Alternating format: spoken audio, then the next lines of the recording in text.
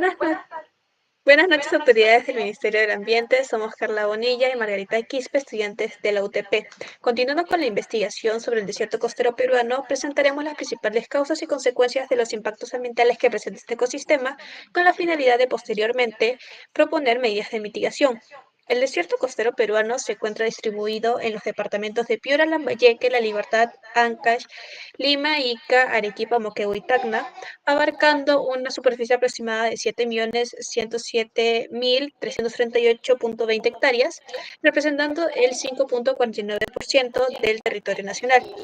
Este ecosistema es esencial ya que permite la conservación de especies endémicas, apoya el turismo, actúa como un regulador climático y a la vez tiene una gran importancia económica a través de la pesca, agricultura, minería, entre otros. Los impactos ambientales que hemos detectado principalmente han sido la contaminación de suelo por residuos sólidos pesados, contaminación de agua por residuos sólidos, por aguas contaminadas de los ríos de las zonas altas y medias y aguas residuales, contaminación del aire por partículas finas al momento de extraer minerales, la deforestación y sobreexplotación de recursos naturales. Todas estas actividades han degradado un total estimado de área de 15.000 a 22.000 hectáreas. A continuación, les vamos a explicar las causas y consecuencias de los impactos ambientales que le hemos dicho antes. En primer lugar, tenemos la extracción intensiva de aguas subterráneas. En las zonas costeras, áridas y semiáridas, donde la precipitación es baja, la agricultura, la industria y la demanda urbana recurren a pozos para abastecer riego, producción y uso doméstico. Al extraerse el agua y el espacio poroso del acuífero pierde presión y el sedimento se compacta. Esta compactación genera asentamiento en la superficie. Además, la menor altura del agua reduce la capacidad del sistema para sostener humedales y recargar manantiales o zonas de niebla como las lomas. Una consecuencia es el agotamiento de acuíferos y subsidencia en hundimiento del terreno, lo que genera una reducción permanente de la disponibilidad del agua para riego y consumo. En este caso, pozos que antes eran altamente productivos, ahora lo hacen en menor disponibilidad. Ahora también tenemos lo que es la pérdida de servicios ecosistemáticos, humedales temporales y microhábitats que dependían de la ascendencia freática desaparecen. La subsidencia también provoca daños a la infraestructura como grietas en los edificios, hundimientos de vías y colapso de canales de riesgo, lo que empeora el drenaje superficial y aumenta también lo que es la abrasión en ciertas áreas. El otro efecto sería el socioeconómico, que aumenta los costos para perforar pozos más profundos, migración poblacional y pérdida de la viabilidad de cultivos tradicionales. En segundo lugar, tenemos la conversión del suelo natural y la expansión humana. El cambio del uso del suelo por asentamientos, infraestructura, minería y agricultura transforma parches naturales.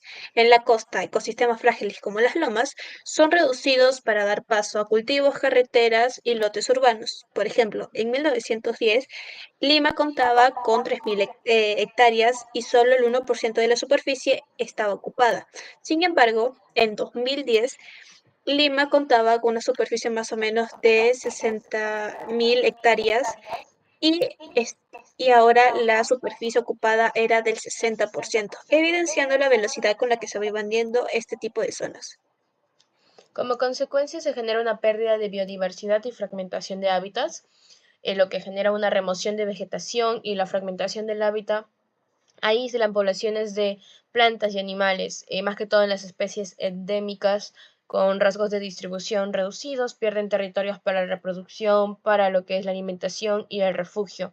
Entonces, se genera una extinción local de especies endémicas o disminución drástica de sus poblaciones, pérdida de servicios como captura de la humedad, de la neblina, polinización, control de erosión y belleza de la cultura y del turismo. También lo que es la menor resiliencia frente a lo que son los cambios climáticos, a plagas, mayor propensión a lo que es la degradación acelerada del suelo y de las microcuencas. En tercer lugar, tenemos el riego excesivo y uso de aguas salinas. En los suelos costeros con poca precipitación, riego repetitivo sin buen drenaje o con aguas de baja calidad, es decir, las salinas, provoca acumulación progresiva de sales en la zona radicular. También influye la evaporación alta que concentra sales en la superficie. El agua del riego evapora dejando sales en la superficie del suelo. Sin suficiente lavado o con mala gestión del sistema de riego, las sales se concentran en la zona donde la raíz toman agua. La consecuencia de la salinización y pérdida de la fertilidad del suelo genera una producción agrícola muy escasa, los cultivos rinden menos y la mayor mortalidad de las plantas sensibles, la degradación física y química del suelo, estructuras colapsadas, menor capacidad de retención de agua y pérdida de lo que es la materia orgánica. Otro es el abandono de tierras agrícolas a conversión a usos menos productivos, pérdida de ingresos naturales. En el cuarto punto tenemos la remoción de vegetación sobre pastoreo y compactación del suelo. La vegetación cubre y protege el suelo contra el viento y la lluvia. Cuando estas son retiradas, o mejor dicho, taladas, o se pastorea intensamente o se compacta el suelo con maquinaria, la superficie queda expuesta y su cohesión disminuye. En la costa, un factor importante o un agente muy activo es el viento en el transporte de sedimentos. Como consecuencia, la desertificación local, pérdida del suelo fértil y la formación de dunas móviles generan un aumento de la erosión eólica y superficial. Genera pérdida de capa arable y materia orgánica, reduciendo la fertilidad de las tierras, formación de campos desprovistos e incrementando lo que son las tormentas de polvo que afectan a la salud humana y a la visibilidad, movilidad de dunas y pérdida de infraestructura y caminos por cubrimiento de arena. En el siguiente punto tenemos derrames y contaminación química.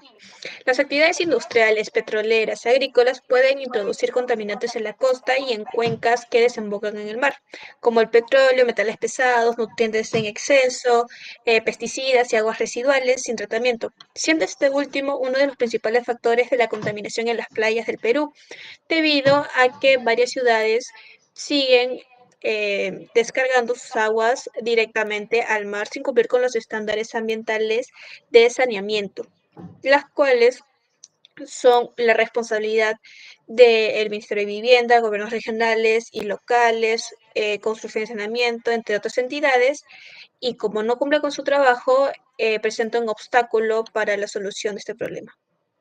Como consecuencia se genera pérdida de productividad pesquera, daños a la salud, servicios turísticos. Esto es genera una contaminación dispersa en la correntía hacia mares, ríos o por vertimientos directos. Esto causa una mortalidad masiva y disminución de la población de peces y moluscos, reducción de capturas y pérdida de ingresos al área pesquera. La bioacumulación de toxinas en organismos que se consume las comunidades locales genera una intoxicación mortal. Entonces, también tenemos lo que son las pérdidas de playas aptas para el turismo y el deterioro económico de actividades costeras. Y por último, tenemos la variabilidad climática y eventos extremos. Los fenómenos como el niño y periodos cálidos extremos alteran temperatura, patrones de lluvia e intensidad de oleaje. El cambio climático también puede aumentar la frecuencia e intensidad de eventos extremos. Las condiciones meteorológicas extremas producen lluvias extraordinarias en zonas que normalmente son áridas, aumentando eh, también la temperatura del mar y cambios en corrientes que alteran recursos pesqueros.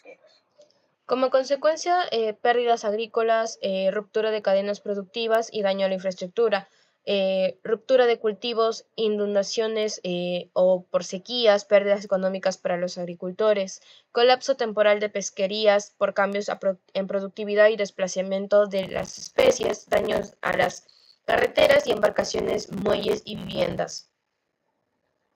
Como último punto tenemos las conclusiones. Si bien el desierto costero peruano es un ecosistema frágil, pero de gran importancia ecológica, ya que alberga la biodiversidad, adapta a condiciones extremas y brinda servicios ambientales, es necesario generar de nuestra parte una gestión sostenible para los recursos naturales acompañadas de la educación sostenible, un compromiso ciudadano para garantizar que el desierto costero mantenga su equilibrio. Como fuentes confiables que hemos usado para la investigación tenemos lo que es el MINAN, inventario de degradadas por la actividad minera, también tenemos lo que son las evaluaciones de degradación de tierras y zonas áridas, y lo que es la conservación de las lomas costeras por lo de PNUD y SOFORT. Muchas gracias.